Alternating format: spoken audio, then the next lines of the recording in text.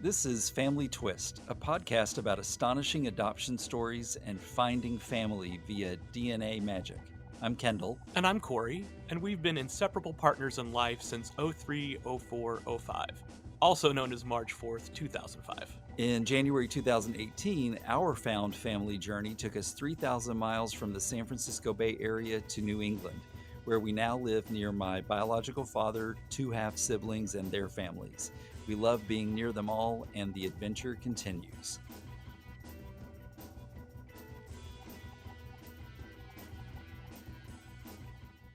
Thank you for joining us again. Our guest this episode is Colleen Neuharth, who has an interesting family twist for us. Thanks for joining us, Colleen. Happy to be here. Thank you so much. We've read a little bit via email about your story, but why don't you just start off and tell us what you did a couple of years ago? Sure. So in September 2020, I actually got some DNA results back. I did an ancestry DNA test that my husband had gotten me as a joint birthday anniversary gift, because that's all in the same month in August. So I was really excited. I had wanted to do the test for a long time because I'm a historian kind of by trade. My undergraduate degree is in history, and I was always the family genealogist for everybody. If there was a question, they came to me. All the old photos came to me. So that was really like a very important hobby for me, a really large interest of mine. So the gift was perfect. I was very excited. I thought, I had had a tree built of maybe 20,000 people already. So I thought that maybe I might be able to get some new information. My great grandma on my maternal side was adopted. So there was a break after her where I didn't know, I knew her adopted side, but I didn't know the biological side. So I thought maybe I'd be able to figure out where she came from. So I was thinking, with this test, I'll get maternal information. Well, turns out it was paternal information that I got. I was connected to on Ancestry, it's listed as a first cousin to close family to first cousin, and I didn't really know what that meant because I grew up thinking I had no cousins. So I was like, who's this person? So eventually I figured out from my mom that the person I connected to was a half brother, and that my dad who raised me, and my parents are still together. They've been together for 35 years. The dad who raised me isn't my biological father. So Wow. That was September 2020. It'll be 2 years, or 3 years. Wow, time flies. It'll be 3 years, not before long. Right. So have you, and maybe you've never sought out your half brother, but do you know who that person is now? I do know who he is. So his last name is very, very, very German, like very distinct. Like there's one of him in the world. Wow. So I was able to I sought out my biological father first, and we did actually get to meet 6 months after, but we're not currently in reunion. I had sent messages. I have both a half brother and a half sister, but he's the only one that did the DNA test. And they're both a few years older than me. So I'm the youngest of everybody. I grew up with a sister who's 3 years older, and my half siblings are even older than my sister who I grew up with. Wow. So I contacted both of them, my half brother and half sister, and I've never heard from my half brother ever. My half sister originally didn't respond to snail mail or Facebook messaging, but she did actually respond to one Facebook message. I think that must have been at least 8 months ago. It's been a while, nothing recent. And she, we went back and forth, and it was a really nice exchange. And she said, I'd be open to keeping communication open, and then just totally ghosted me. So, Wow. Yeah, I know who they are, but I don't really speak to anybody currently. Right. But I spoke the most to my biological father. Wow. And you mentioned to us previously via email that your biological father is still with his wife. Yes. That he was with at the time that you were created. And so do you... They were friends. Yeah. My parents and my biological father and his wife were friends. They lived in the same neighborhood. And my biological father is my sister, who I grew up with, her godfather. Wow. But I didn't know him growing up because they moved away. And so I was very young when they were all, friends and happy. So I didn't really know of this person. I just knew of his first name mentioned. So I couldn't tell you anything about him. Right. Do you, well, maybe it's all conjecture, right? But do you wonder if maybe the distance that his other children are giving you is because they don't want their mother to know about you, or? I'm sure that's part of it. When I first connected with my biological father, I had mentioned right off the bat that I wanted to talk to them. I wanted some, or at least to try to initiate contact. Of course, you don't know how they're going to respond, but I told him that was something I was interested in. And from the beginning, he was saying, I don't think it's really going to go well. First, he used the excuse of one of the grandchildren. So my half sisters, I think it's one of the youngest children. She had twins. One of the twins had some health issues at birth. And so apparently a lot of people were uprooted and moved to help the youngest child, who I think is doing quite well. I don't think he needs a ton of extra. There still might be some things that he needs, but I think he's pretty well established.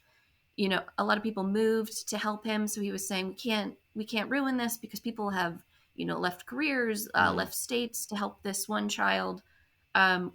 Yes. But then he was using, the half siblings will have to pick a side, like my side or their mom's side. So this will break up the family. And to my knowledge, the wife still does not know. Mm-hmm. So. Wow. It's just, awkward, and because of the timing involved, right? Like, it's just, There's no way to explain. I mean, it's very clear exactly what happened. Exactly. And especially, I think because they were friends, it might just add another layer of complexity. Yeah. Yeah. I mean, I found photo albums because we were moving. We moved into this house almost 2 years ago. So when we were going through our stuff, figuring out what are we keeping, what are we actually moving, I found my parents' wedding album. And my biological father is in the photos, and he's actually walking my dad who raised me, his mother, so should have been my grandmother, down the aisle. The grandmother I didn't even get to meet because she passed away from breast cancer before I was born. Wow. So there's all these weird overlapping pictures, and I have cards from when my sister was baptized. The kids, so my half siblings, wrote her like a little baby thing, and so I have just weird, Wow. weird things. Yeah. Wow. Go ahead, Corey. So I'm curious, just backing up a little bit, what was the conversation like with your birth mother and the father who raised you after you made this discovery? So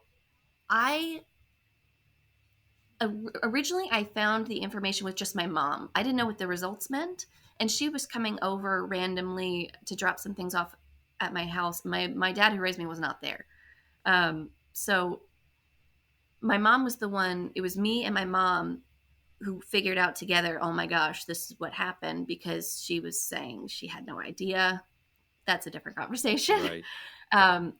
So it was very insular, and she told me, don't tell. One of the first things she told me, do not tell your dad, the dad who raised me, do not have this discussion. I think I lasted about maybe 2 months, 3 months tops. And internally, it was just the most awful experience I've ever had. Don't tell your dad, don't tell your sister, don't tell anybody. I mean, I told my husband within like 5 minutes, but right. It was secrecy. And then at 3 months, I broke down with her, and I was like, you need to tell him. I don't want to be the one to do it, but if you refuse, I will tell him, because I cannot function with this large thing hanging over me. So they had their own private discussion. I was not there. And of course my dad was understandably distraught, but their strategy with all this has seemed to just push it under the rug and pretend like it didn't happen.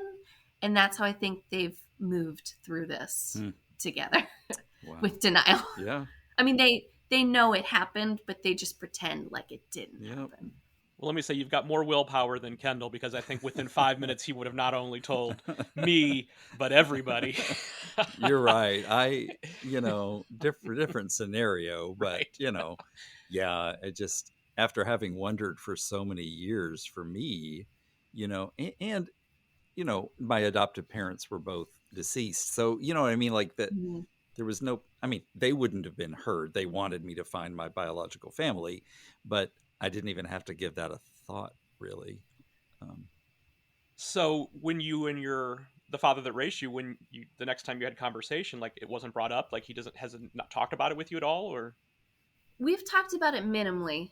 One of the things that he indicated, and I can't remember if he indicated directly to me or through my mom, he indicated that he didn't want to know who it was. Oh. So in my mind, I think he's already figured it out. It's just, they were so close, and I feel like he might have figured it out by now, but he indicated he didn't want to know who it was. So we don't talk about who it is, and we don't really talk about it much. But at the beginning, we were just talking about how hurt he was and how I was sorry that, he had to go through this, and I waited because I didn't want to hurt him. But again, I could not, I physically could not go through life without mentioning, at least mentioning it once. We don't have to discuss it in depth, right. But because it was too big of a problem. And I'm sure it doesn't change how you feel about, the man who raised you, No, nothing's changed in that regard. Yeah. So this is just speculation on my part, but it's interesting that, these two couples were so close. I mean, the godfather of your sister, and, walking grandma down the aisle, and then for them to not, sure, I understand, you move and you're not as close as you used to be, but to not have contact at all anymore, maybe seems like somebody knew something was up. Well, obviously, your mother and your birth father knew about the affair. But, right. Interesting. My biological father mentioned that was a large contributing factor for them to move, was he felt so guilty.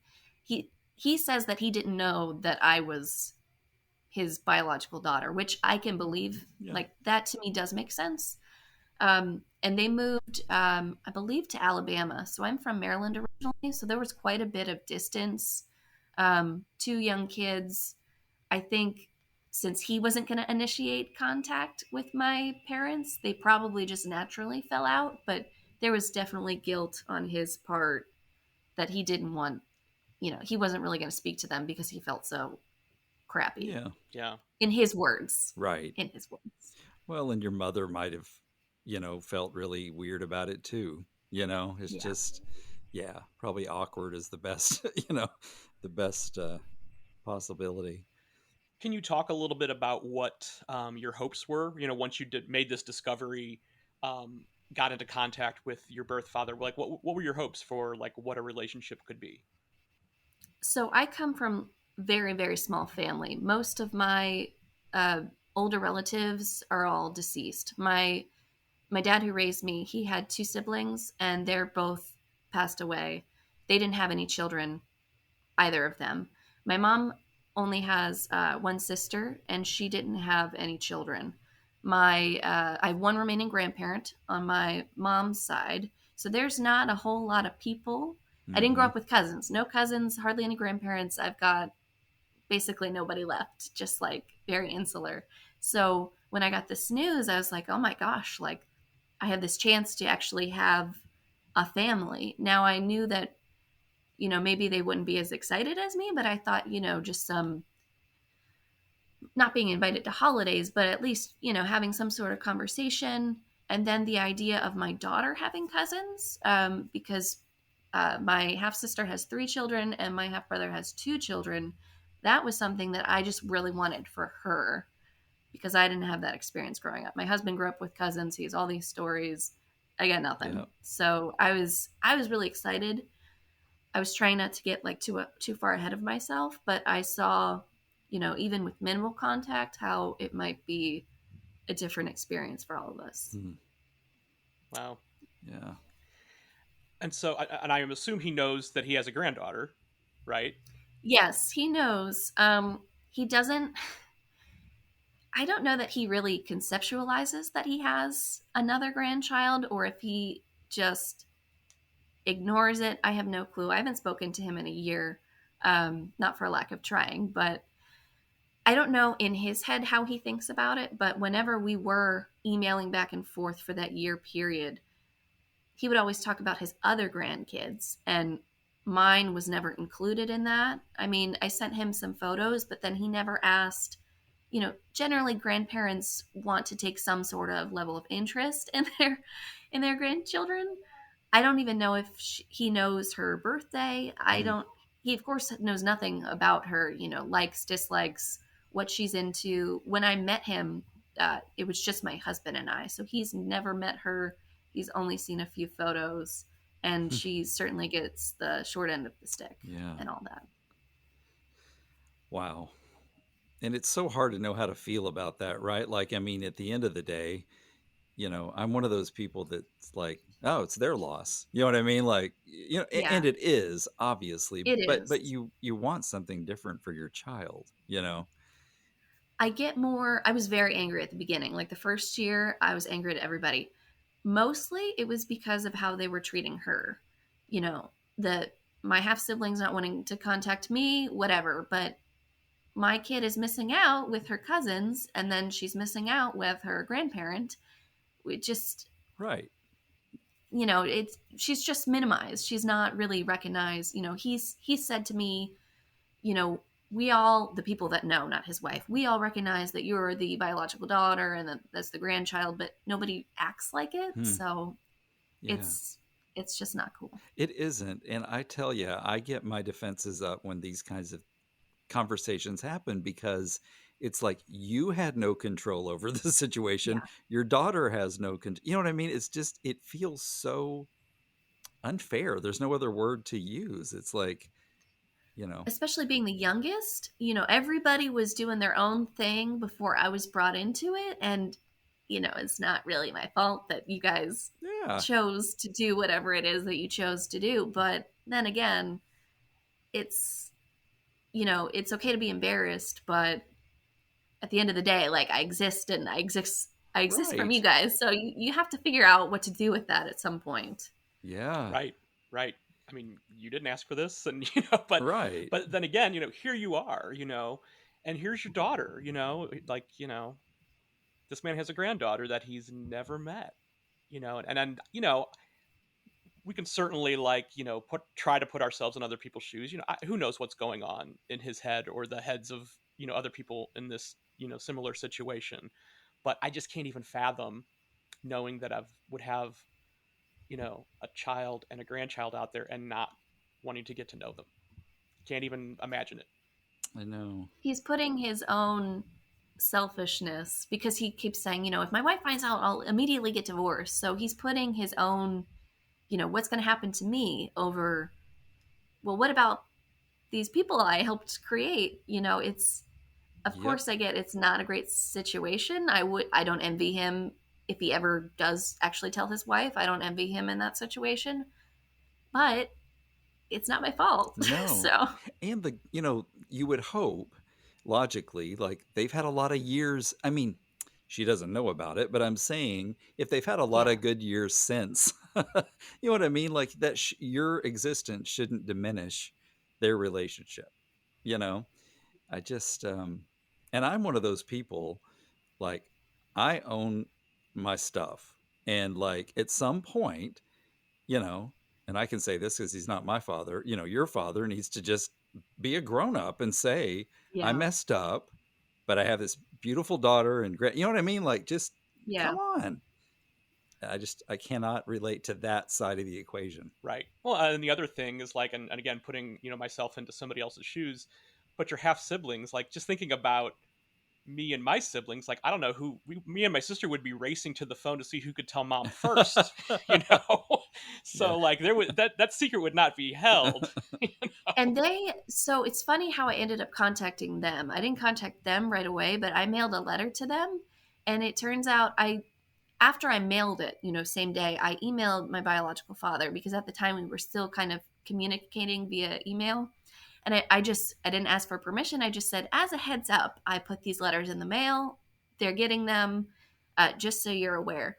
And he emailed back and said I picked a really bad time to do that because they were going on a family vacation all together, all the kids and all that.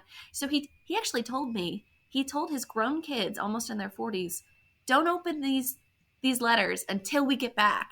And I know that they didn't listen because on Ancestry, the profile of my half brother, he hadn't been active for a while because he did his test like a year or 2 years or before me considerably. And then around the time I mailed it, it showed up that he was active that day. So he probably told his sister like really quick, and they amongst themselves were talking. And I was wondering if they were going to tell the mom, but then later they confirmed, well, he confirmed that the wife, to my knowledge, still does not know. Wow. I mean, imagine the guilt trip that he put on them. Like, Yeah. well, if you tell your mother, it's going to break her heart. We're going to get divorced. It's going to be devastating to the whole family, or whatever he'd said. But like, wow, the gall, the absolute gall. I mean, they're grown adults. Exactly. And it's mail from somebody that they don't even know. I mean, I changed my name when I got married. So even if they would have recognized my maiden name, they don't know who Neuharth is. Like, right. They don't. How would you react to if somebody said, you're going to get this letter from somebody you've never met, but don't open it for a week? I mean, what is that? I know. I'd be like sitting by the mailbox waiting for the carrier to come. I know. Yeah. Yeah. People's response or reactions are so surprising sometimes, but wow. Yeah, I mean, it's interesting because now, like, what about this man, I'm sure this is created an opinion for you, like, about how you feel about him or the type of person that he is. And similar situation for Kendall. It's been 5+ years since he found out that his birth mother's still alive, and he's been in contact with that side of the family, but not her. And Kendall has definitely formed a strong opinion about his birth mother, despite the fact that they've never said hello to each other. When we were still in contact via email, he would go on and say, I'm not usually like this type of person, and I feel so bad, and I'm so sorry I put you through all this. And it's, the words they don't really mean anything, because then what you did following just doesn't, they're not the same. So that stuff outweighs all these things that you tried to apologize for.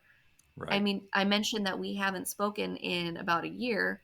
The last time we spoke, I was in the hospital because I thought I was having a heart attack. And fun fact, the new health history from him, my grandma, so his mother, died of an aortic aneurysm. Oh. And I also had preeclampsia. That's all cardiac related. Right. So I'm freaking out thinking, oh my gosh, I'm gonna die. So I go to the hospital. It turned out to be, I can't even remember, costochondritis. It's inflammation around the heart that mimics the pain of a heart attack, but it's not a heart attack. So I checked out, but I checked out okay.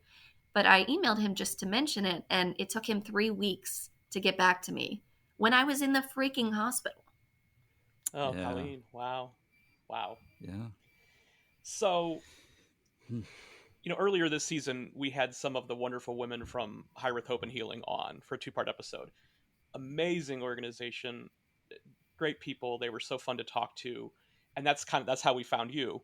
Yep. So, everybody, when they're going through this, it's different for everybody, the healing process. But can you talk a little bit about, what you do with that trauma, how you started healing? You seem very, well adjusted. Yeah, you seem very cool today. So, like, can you talk a little bit?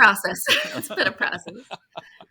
So yeah, it'll be almost 3 years. But after I found out, the first month I was totally lost. I don't even know how I made it through that first month. But during that month, I was just Googling, like, your dad isn't your dad. What is this? Like, because you don't know the name for it. And then I found the term NPE, not parent expected, or non-paternal event. Some people use MPE, but I generally use N. Misattributed parentage experiences, MPE. So I found the terms, and then, you go to Facebook because you're like, I don't know anybody that this has ever happened to before. So I connected with Aaron and everybody who runs Hireth, and there's both an NPE group and an adoptee group. So I picked the NPE group, of course. And I started going on Zooms. We do at least 2 Zooms a week, unless there's barring circumstances. But I just started going on, and the first couple sessions, I just basically cried the entire time. But you're talking to people that understand. You don't get the comments of, well, this doesn't really change anything, or this can't be that bad, or, oh, you get new family, that must be like just a really positive experience. I mean, sometimes people end up with positive experiences, but in my case, it was not the case. So finding the group of people was invaluable. And then I eventually went to an in-person retreat because I had never met these people, and I talked to them every single day, at least twice a week on the Zooms. But we're messaging in the groups. I have chats with some people going, and it was so nice to actually just be in a room of people who got it, and then actually having the chance to have therapeutic sessions with people. I've been in therapy several times, but it's not always the great fit. Like this last therapist I ended up leaving, we'd had a pretty good relationship. It had been almost a year of therapy. There were a couple things she didn't understand about the NPE experience, but I knew I had to end it when, I don't know how it came up, but somehow adoption came up in the conversation. I wasn't talking about me, but it came up somehow. And she looked at me and said, adoption isn't trauma. I was like, wow. If you don't understand that part, which I feel like is more well known sometimes than the NPE experience, if you don't understand that that's hard for some people, you're not going to understand really what's happening within me. So that was hard. But then at retreat, I don't have to deal with that. These people are screened and trained, and a lot of them are NPEs or adoptees or LDAs. They're in our group. So I look forward to the retreats. They're better than my therapy. I've tried it. I know it works for some people, but sometimes the things that come out of therapists' mouths are just they're not helpful, and they're not correct, and they just sometimes do more damage. Right. And I mean, and with the amount of people, 40 million people have done DNA tests now. So with the amount of these surprises coming out, people and, a therapist to be need to be focusing on this too, because it's a traumatic experience for everybody that's been through it, and not just the NPEs, but I'm sure your husband's had has had some trauma related to this too, because it's just how could he not, because you're experiencing it, and so he's experiencing it as well. It's and so thank goodness there are organizations out there like Hireth. But this is not a situation that's going to shrink. It's growing, daily. Yeah, I help admin the NPE group, and so I take care of some of the new ads. So I see people as they come in. We get people sometimes on the first day that they find out. Wow. And they have found us, and that's amazing, because sometimes people don't know where to look or aren't ready to look, and they come much later. And it's great whenever people come in, but to start at the beginning when you're the most out of your body is helpful, especially when you're doing it with other people. So you're not feeling, you don't get to quite of a dark place. I mean, it's still dark, but when other people are with you, it's easier to come out of that. So I'm really trying to get Kendall to go to one of these retreats. and I want to. It's just, and figuring out the logistics and everything. But what is your, as someone who's been to one, what's your elevator pitch to convince him he needs to go? No, you don't need to do that. I get it. The logistics is hard. I totally understand that, because I do have a 5-year-old, and so I'm a stay-at-home mom and a homeschool mom. So when I am not here, that's a big deal. Sure. So, but I've gone to at least 4 retreats now. So for me, who never leaves this bubble, to leave means it's everything to me. So if you can figure out logistics, I really recommend it. Yeah. No, I mean, by the way, listeners, we are not, being paid by Hira to, but no, I No. mean, I agree with Corey wholeheartedly, both of you, that its value seems immeasurable because, I, on the whole, have had a really good experience finding my biological family, but I definitely harbor, some because of my birth mother's and my situation. I have some resentment, and um, only now, I want, if she's listening to this, I think by this point she should know that I have no resentment associated with 1970 when she had to give Mhm. me up. It has nothing to do with that. I had a great life with my adoptive family, and it's nothing to do with that. It's the way that I feel that she's treated me in the last 5 years. The after. Yeah, Yeah. exactly. Like there's in my opinion, there's no excuse for it. None. Yeah, and I mean, Kendall is a very smart, well-rounded person, and like he said, it's been a mostly good experience, for us. But the trauma's still there; it's still real, Oh and yeah. so it's like you think about people who haven't had the good stuff to go with the bad stuff. It's like, oh wow, Hmm. and that's just it's been really eye-opening. We've been doing this podcast for almost a year now, and it's just it's continually surprising. I mean, my jaws dropped several times during just talking to you, Colleen. Just some of the things that you've revealed, because it's just like, oh man, Hmm. it's like we can relate and sympathize and empathize, and it's but yeah, the trauma is very real, for folks. Yeah. And what do you do with that, right? Hmm. I think that's what Hirath and, those journeys can help with.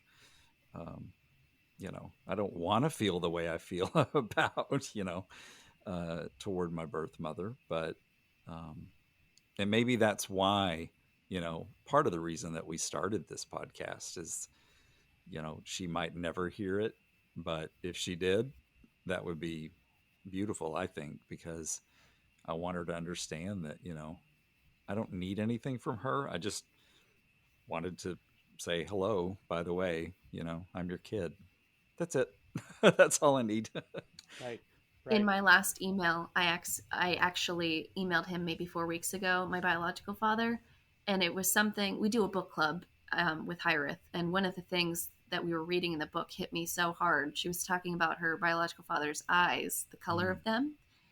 I couldn't remember his eyes, and I tried everything, photos and everything so grainy. I tried thinking of like the 2 hours I had with him. I tried everything and I couldn't figure it out. And I was like, well, I'm going to have to email him. I really don't want to. Mm-hmm. And in the email, I slid in there, most days I'm fine. I've done a lot of things to get through this. Heck, I've even done a podcast. So in my mind, I'm like, just Google the thing, just Google it Mm-hmm. and listen, because you're not getting it up to this point. And maybe if it's just not a back and forth and you're just listening it, maybe you'll just get it in your head, maybe like 1% of what's been happening. Mm-hmm. Maybe. Yeah. And who knows, Yeah.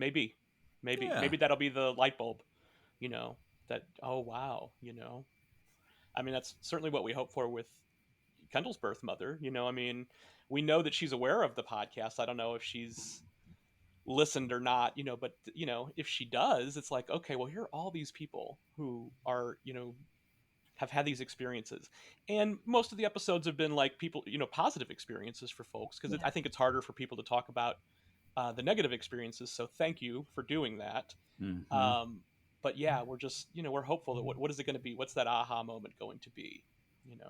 Yeah. Before it's too late. You know. Right.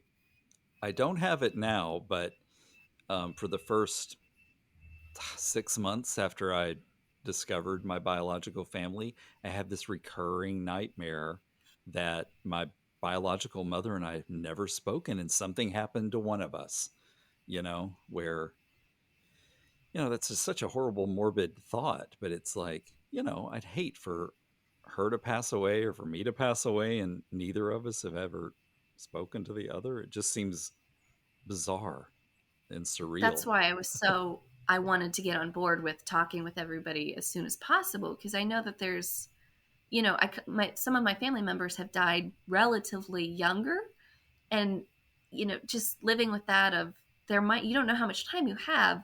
I wanted to make every effort on my end, at least, of, I tried. It won't be my fault if he Right. dies and he's still a jerk. Yep. Like, I've tried it all. Where are you now with what you're going to eventually tell your daughter about the lineage? That is going to be interesting. So she's 5, so we're slowly, sometimes she'll ask questions, but we haven't had a full-on discussion because I don't think age appropriate she's there yet. Mm-hmm. But she has asked questions. So she's very curly hair. And one of her questions was, Mommy, you don't have curly hair. Where does the curly hair come from? And so, I've used that as an opening. Oh, your daddy, my husband, that's where you get that from. Sometimes their parents, we have different things that pass on. And she'll mention, she's gotten the concept of her grandparents on my husband's side. Those are his parents, and my parents are that. And I've tried to mention, I have 2 dads. I've used different languages. I'm not sure that she totally understands it, but when we get into more of the, especially with homeschooling, when we get into more of the like social studies, build your family tree, what's your ethnicity, I think that's going to be a way for me to do it in a way that she might understand. Because I don't want her to think that the dad who raised me isn't important.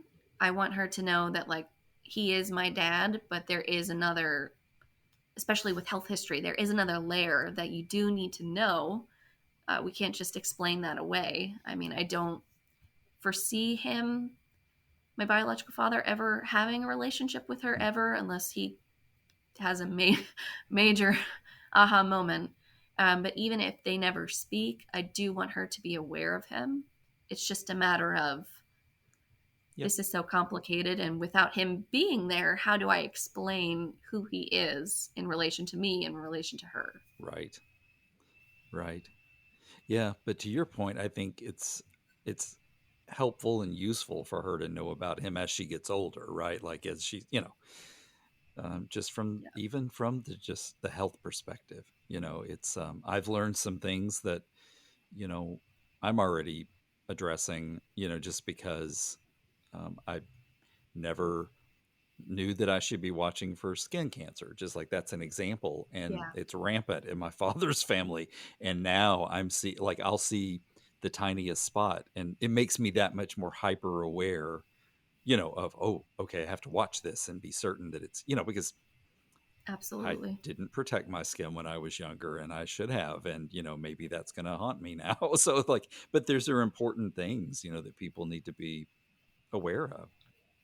And it goes both ways, right? Things that you should be looking out for, and then maybe other things that used to be in your your health history but aren't. So I was always very concerned with breast cancer because my grandmother, so my dad who raised me, his mom died of breast cancer, but I'm not really at high risk because nobody on my paternal side and nobody on my maternal side has that. So I could have been doing all these extra tests and screenings, and a lot of time worried about something that's not necessarily a higher risk for me. Right. Yeah, that worry. I mean, that alone is, that has a lot of magnitude, I think. Wow. So before this discovery, you mentioned that you were the family genealogist. Has this experience changed your opinion about genealogy, or are you still very avid? I love it. It's still, if anything, it's accelerated it even more because, like I said, I had this massive tree, and then surprise, half of it's not actually. I mean, it relates to me because my dad is still important to me, and my sister, like, the information applies to her, but I had to build a whole new tree. So I've become probably even more obsessive than before with that. But also, I just really more fully appreciate genealogy and DNA results because I know, like, the truth that it can bring people, the health history, knowing where I came from, having a new culture. So I was supposed to be Irish, like very Irish. That's why they picked my first name, Colleen. But I'm actually Rusin. It's not Russian, but it's by like Poland, Ukraine. It's this area that's never been their own country, but it's Eastern European. Mm-hmm. So that never really used to be. My mom was Polish before, but I didn't know that I'm very, very, very German, like insanely German and Rusin. So without the DNA, I would have just been going on thinking, oh yeah, I'm really Irish and let's go celebrate St. Patrick's Day. And now I avoid St. Patrick's Day like the plague. We did fish tacos last night for St. Patrick's Day. We just avoid it. Yeah. No, I get it. Wow. Well, and how exciting to learn something, because when I saw your reference to Rusum before, I looked it up and I'm like, for me, that was a little known ethnic, group. And I knew nothing Yeah. about it. And It was this big surprise. yeah, and how, I don't know, it's quite unique, to be part of that. And so, It is. yeah, it's wonderful. How I found out about it, because I mean, even on the ancestry breakdown, it doesn't do that. It does German and Poland and all this. So I had been on Find a Grave, and some of my grandparents and great grandparents on my paternal side, I left flowers for them. And somebody who operated the memorial was like, I saw that you left flowers. Who are you in relation to this person? And so I kind of gave a short spiel. He's a distant cousin. Oh, wow. Was super nice about it. He's like, you're not Polish, you're Rusin. I can give you all these pictures. And he connected me to all these Facebook groups that I didn't even know were a thing because I didn't know the terms. Right. So he opened up like this whole new world for me. And I find that the more distant cousins are more helpful because they're not like right on top of you in the thick of like, especially if they're affairs, like it's just people don't want to get involved with that. So he was awesome. I think we're like third or fourth cousins once removed. We're not close, but it's really cool. That's amazing. Yeah. Nice. So there's definitely some positivity that has come out of this. There is, just not with the biological father and the siblings, half siblings. Right. And that might change, as everyone gets older, they might, realize what they're missing. That's my hope for everybody. Yeah, I'm hoping that that's what happens. But even if it doesn't, I at least want to be aware of like if he were to die, right? Nobody's gonna probably tell me about the funeral. So I'm Googling like every other day, obituaries. Has anybody died that I don't know about yet? Like, yeah. And that's weird because you feel like your dad, or at least biologically, you feel like you should know when that happens, but that's just how I have to do it. Yep. Yeah. Wow. And I know I'll know when my biological mother dies, but I don't know that anybody would convince me that I'd be welcome to be there. You know what I'm saying? Like I don't know that I'd feel comfortable at this moment being there for any kind of service. So, that is weird in itself too. Like it just feels like something that is so natural to other people, that it's just going to be unique. It shouldn't be this hard. No, it really shouldn't. Exactly. Like you and I didn't do we had no control over, how we were made. It's just, it's bizarre to me that I think that I know I was completely delusional about that. Like I never dreamt that this is where I'd be in my journey 5 years in. Never in 100 years did I think that I'd be part of a family that wanted to be so secretive about, something that happened almost 53 years ago. You know what I mean? It's like, when is it okay to talk about? But, oh well. Well, we will, continue to send out the positive vibes that, for you and for the others out there that, Thank you. That something turns, something, that there's, a rainbow at the end of the well. We won't say the pot of gold at the end of the rainbow since you're not Irish. Yeah. There we go. Yes.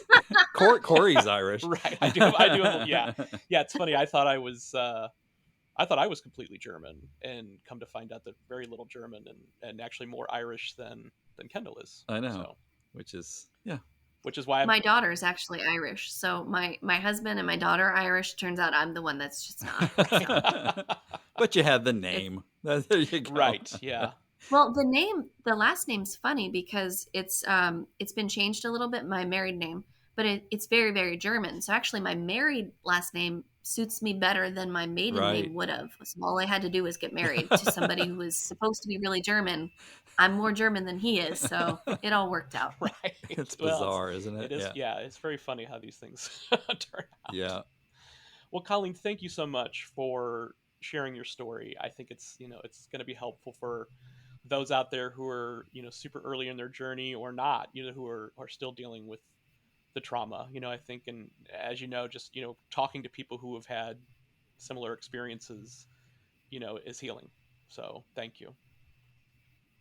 Thank you so much. Having just a platform to talk about it with people who understand and don't, give you those platitudes is helpful in of itself. So I'm just happy I was able to speak with you guys, and I'm excited to hear about people's thoughts listening to it.